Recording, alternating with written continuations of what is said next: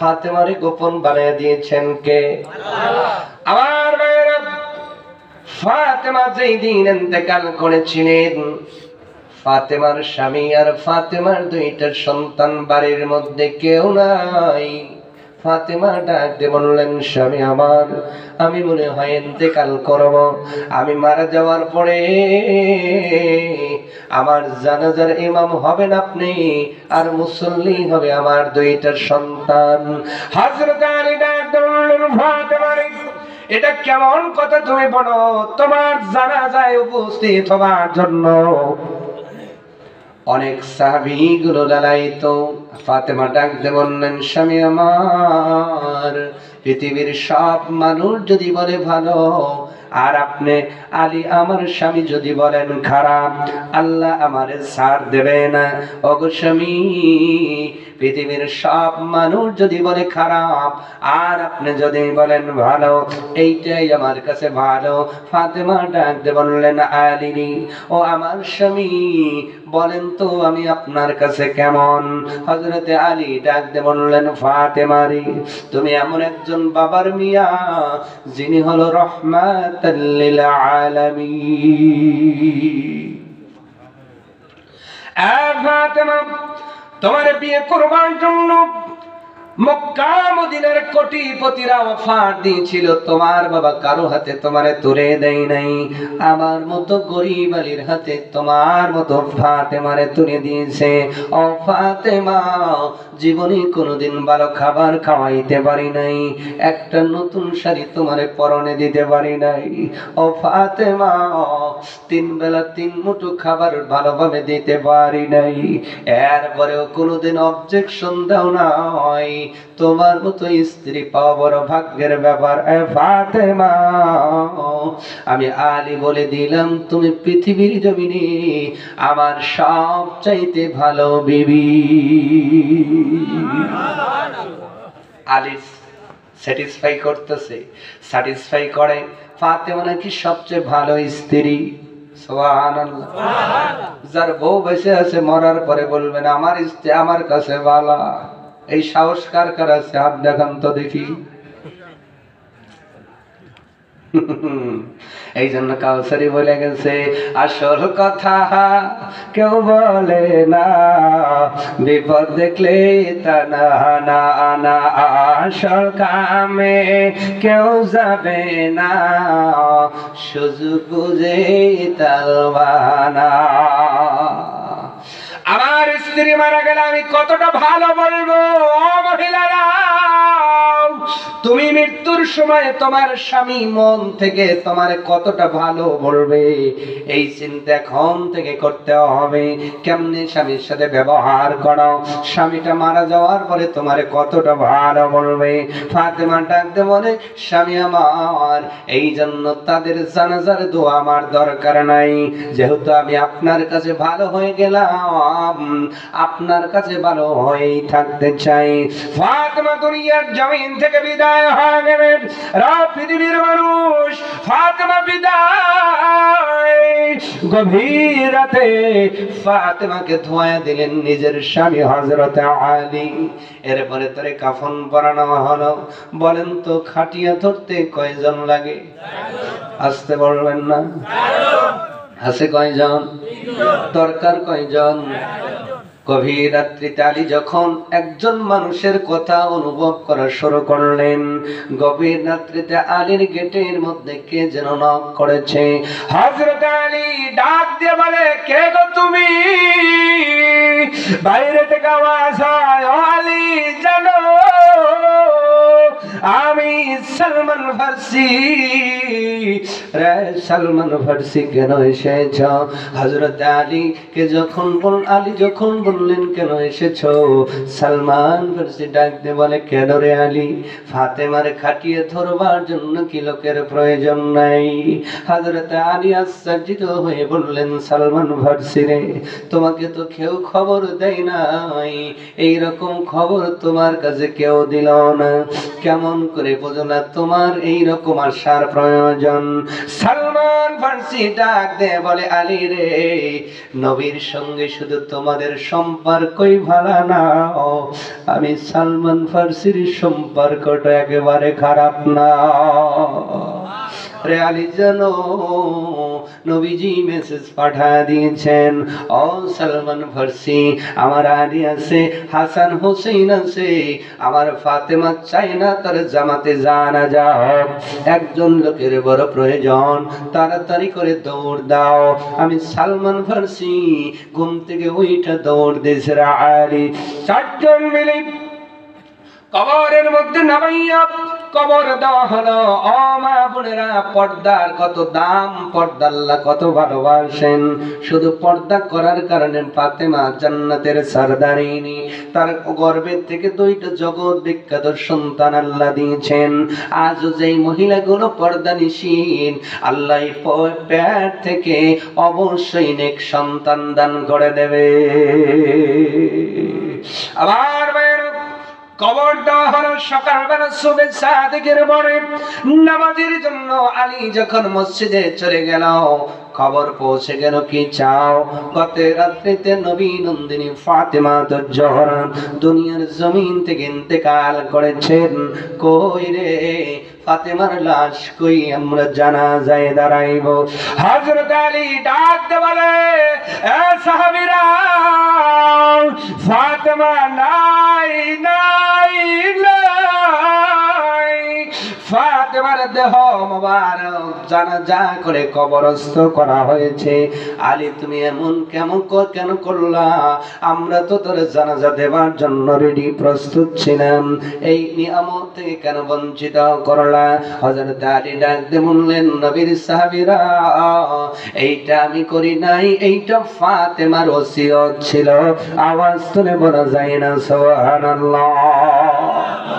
কিছু সাহাবী চিন্তা করলেন, জানাজায় যাইতে পারি নাই, তাহলে নবী নন্দিনী ফাতেমার কবরের কিনারে দাঁড়াইয়া কবরের কাছে একটু তাসবিহ তাহলিল অথবা সূরা কিরাত পড়ি, কোরআন পড়ি, ফাতেমার কবরটা একটু দেখে আসি, এই নিয়াত করে সাহাবীরা যখন রওনা করলেন, জান্নাতুল বাকির মধ্যে চলে গেলেন।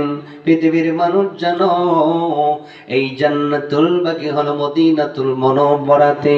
এই কবরের মধ্যে যারা ঘুমায় রে, কিয়ামত পর্যন্ত আল্লাহ তাদের সাধারণ ক্ষমা ঘোষণা করে দিয়েছেন, কবরের আযাব হবে না। আসতে বলবেন না, আরো জোরে। সেই কবরস্থানের মধ্যে ফাতেমার কবর দেওয়া হয়েছে। সাহাবীগুলো মনের বড় ইচ্ছা নিয়ে যখন কবরস্থানের ভিতরে প্রবেশ করেছেন, নতুন কবর দিলে চিহ্ন পাওয়া যায় কি যায় না? চিহ্ন পাওয়া যায়, আলামত পাওয়া যায়, কারণ নতুন মাটি, ঠিক কিনা? কিন্তু জান্নাতুল বাকির মধ্যে ঘুরে ঘুরে তছনছ করে ফেলেছে, নতুন কবর একটা কবরও পাওয়া যায় না। আর আলী কোথায় কবর দিয়েছ? ফাতেমার কবর কোথায় বলো না।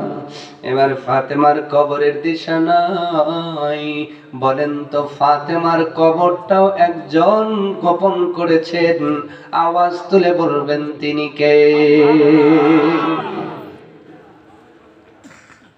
বড় পীর আব্দুল কাদের জিলানী, নাম শুনছেন? আল্লাহ পাক ওনাকে কারামতি দিয়েছিলেন, অনেক কারামতি দিয়েছিলেন। ভিতরের চক্ষুটা খোলা ছিল, উনি অনেক কারামত আল্লাহর জবরদস্ত ছিলেন। মদিনাতুল মুনাওয়ারাতে হজ ব্রত পালন করতে যাই ওনার কিছু সাগরাত বলেছিল, আমাদের পীর আপনি তো মুরাকাবা মুশাহিদা করার পরে অনেক কিছুই বলতে পারেন, একটু বলেন না ফাতেমার কবরটা কোন জায়গায়? আব্দুল কাদের জিলানী ডাকতে বলেছিল, আমার শিষ্যরা শোনো,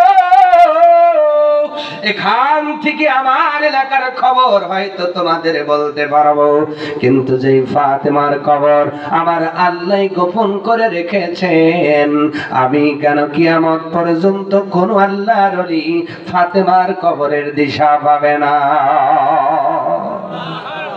শুধু পর্দার কি দাম ছিল? এটাও কার নির্দেশ? আল্লাহ। জোরে বলেন আল্লাহ। নামাজ কায়েম করা যেমন ফরজ, পর্দা কায়েম করা তেমনি ফরজ। মা বোনদের বলছে পর্দা করেন, অল্প ইবাদতে নাজাত পাওয়া যাবে। আমার ভাইরা, তাহলে মানুষগুলো অকৃতজ্ঞ হয়ে যায়। আল্লাহ পাক যেই দিন আমাদের বানালেন মায়ের গর্ভের ভিতরে, বলেন তো বানাতে যাইয়া মায়ের ওই বেলাটারের মধ্যে সূক্ষ্মভাবে ইঞ্জিনিয়ারগিরি করে আর্কিটেক্টস হয়ে এমন একটা চেহারা আপনাকে দান করলো। আপনি আব্দুর রহমান, আপনি আব্দুর রহিম, আপনি আব্দুল জব্বার, আপনি আশরাফুল, আপনি যাই হন না কেন, এই যে নামে নামে মানুষগুলো আছে, ছোট ভৈরব বড় ভৈরব খুঁজলে, উল্লাপাড়া খুঁজলে, বাংলাদেশ খুঁজলে একজনের মতো আর একজন মানুষ আছে নাকি? কথা বলে না আরো জোরে। এই যে মায়ের গর্ভে চেহারার আর্টিস্টটা করলেন কে? আল্লাহ। জোরে আল্লাহ। দুইটা চোখ, আমারও দুইটা, আপনারও দুইটা, আমারও একটা নাক, আপনারও একটা, আমার দুইটা ঠোঁট, আপনারও, আমার একটা জিহ্বা, আপনারও একটা, আমার একটা মাথা, আপনারও আমার দুইটা হাত, আপনারও কয়টা হাত? আমার দুইটা পা, আপনার দুইটা পা। পৃথিবীর মানুষ কেমনে রবের নাফরমানি করেন? আল্লাহ পাক ডাক দে বলে, বান্দারে তাকায় দেখ, তোর যা যা আছে তোর প্রতিবেশীরও তাই তাই আছে। এই মাথা থেকে পা পর্যন্ত অঙ্গ প্রত্যঙ্গ গুলো সেম সেম আছে, কিন্তু একটু ঘুরে দেখো, তোমার মতো চেহারাওয়ালা একটা মানুষ এই পৃথিবীতে নাই। সুবহানাল্লাহ বলতে মন চায় না? লাকাদ খালাকনাল ইনসানা ফি আহসানি তাকওয়ীম।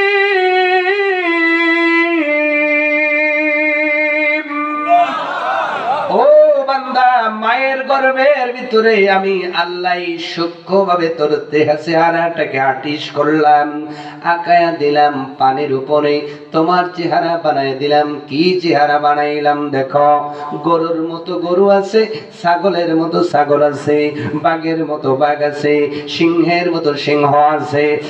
পৃথিবীর মানুষ মৌমাছির মতো মৌমাছি আছে, মশার মতো মশা আছে, পিপিলিকার মতো পিপিলিকা আছে, মাছের মতো মাছ আছে, কাকড়ার মতো কাকড়া আছে।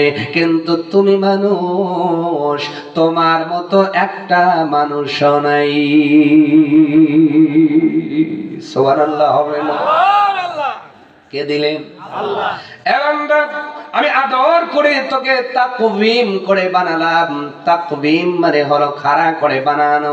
আল্লাহ পাক ডাক দিয়ে বলে, বান্দারে গরুর দিকে তাকাও, তার মুখটা হলো নিচের দিকে, ছাগলের দিকে তাকাও, তার মুখটা হলো নিচের দিকে, সিংহের দিকে তাকাও, তার মুখটা নিচের দিকে, হাতির দিকে তাকাও, হাতির চেহারাটাও নিচের দিকে।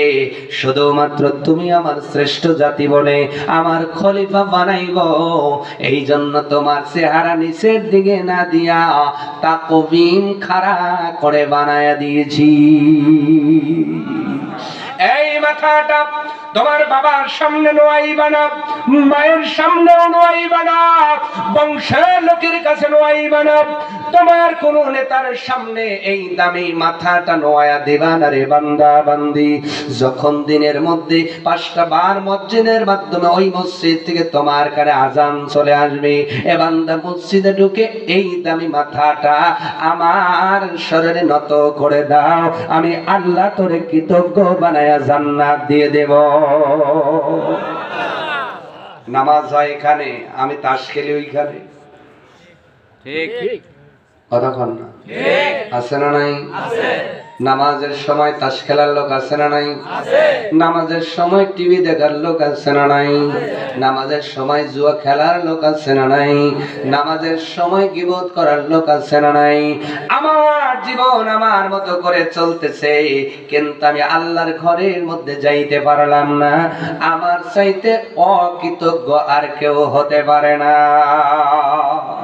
আপনি কৃতজ্ঞ হবেন না অকৃতজ্ঞ হবেন?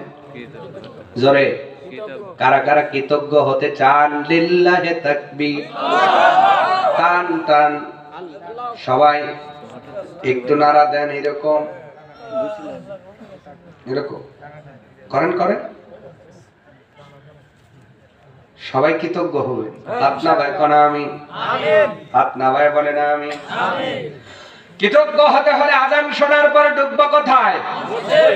চাষটলে। আজান শোনার পরে ডুববো কোথায়? মাছ মারতে।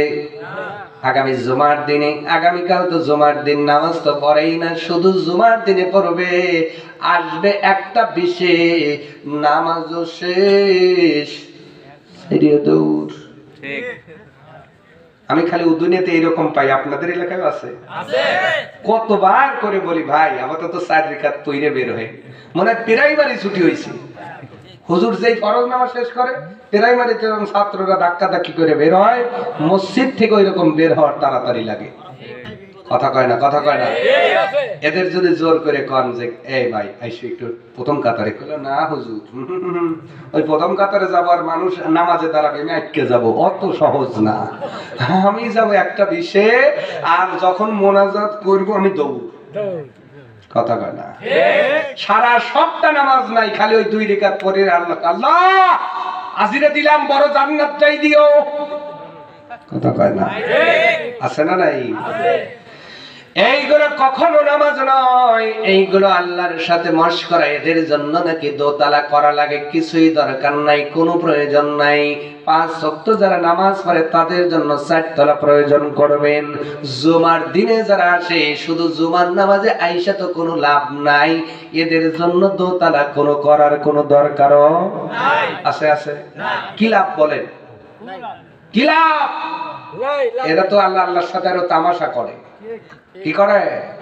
মানে এই জুমাটু তাও কয় রাকাত? 2 রাকাত। ওই হুজুর যা পড়ায় দইরা বসে আছে, তাও নামাজে নাই, আছে দোকানে।